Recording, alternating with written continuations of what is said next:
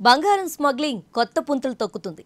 ఇప్పటి వరకు ప్రయాణికులకే పరిమితమైన అక్రమ రవాణాలోకి అందమైన కొత్త దొంగలు ఎంటర్ అయ్యారు. స్మగ్లర్లతో చేతులు కలిపి కేజీలకు కేజీల బంగారాన్ని దేశంలోకి గుట్టు చప్పుడు కాకుండా తీసుకొస్తున్నారు. గోల్డ్ను ఎవరికీ అనుమానం రాకుండా రహస్య అవయవాల్లో దాచుకొని తీసుకొచ్చిన ఓ ఎయిర్ హోస్టెస్ అడ్డంగా దొరికిపోయింది. స్మగ్లర్ల తరపున ఆమె చాలా కాలంగా అండర్ కవర్ బిజినెస్ చేస్తున్నట్లు దర్యాప్తు అధికారులు అనుమానిస్తున్నారు. సినిమా నటిని మించిపోయే అందచందాలతో ఎవరికీ అనుమానం రాకుండా పకడ్బందీగా స్మగ్లింగ్ చేస్తున్న ఆమె పెద్ద రాకెట్లో భాగమని భావిస్తున్నారు.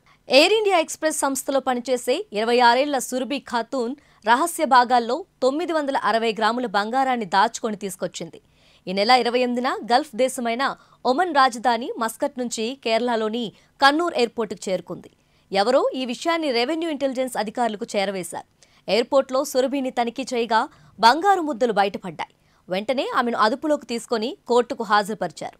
జడ్జి ఆమెని జ్యుడిషియల్ కస్టడీకి పంపించారు. 26 ఏళ్ల సురభి ఖాతూన్ స్వస్థలం కోల్కతా. ఆమె గతంలోనూ స్మగ్లింగ్ చేసినట్లు రెవెన్యూ ఇంటెలిజెన్స్ అధికారులు చెప్పారు. విమాన సిబ్బంది పాత్ర కూడా ఈ రాకెట్లో ఉండొచ్చని పూర్తి వివరాలను సేకరిస్తున్నామని అన్నారు. కట్టుదిట్టమైన చెకింగ్ను తప్పించుకొని స్మగ్లింగ్ చేయడం సాధ్యం కాదని సెక్యూరిటీ సిబ్బంది కూడా సహకరించి ఉండొచ్చని చెప్పారు.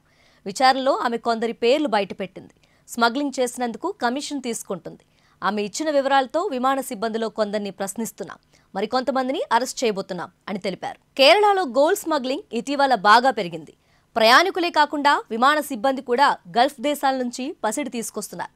గత ఏడాది మార్చిలో ఎయిర్ ఇండియా ఎక్స్ప్రెస్కే చెందిన షఫీ అనే ఉద్యోగి కేజీన్నర బంగారంతో కొచ్చి ఎయిర్పోర్ట్లో దొరికిపోయాడు. అతడు బహ్రెయిన్ నుంచి స్మగ్లింగ్ నడిపాడు. కేరళ సీఎం పినరయి విజయన్ కూడా స్మగ్లింగ్ రాకెట్లో ఉన్నాడని ఆరోపణలొచ్చాయి.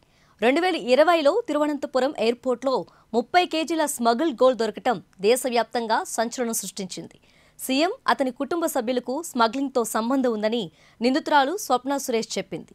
ఈ కేసులో యుఏఈ దౌత్యాధికారులు, సీఎం మాజీ కార్యదర్శి సహా 44 మందికి కలిపి కస్టమ్స్ డిపార్ట్మెంట్ 66 కోట్ల జరిమానా విధించింది.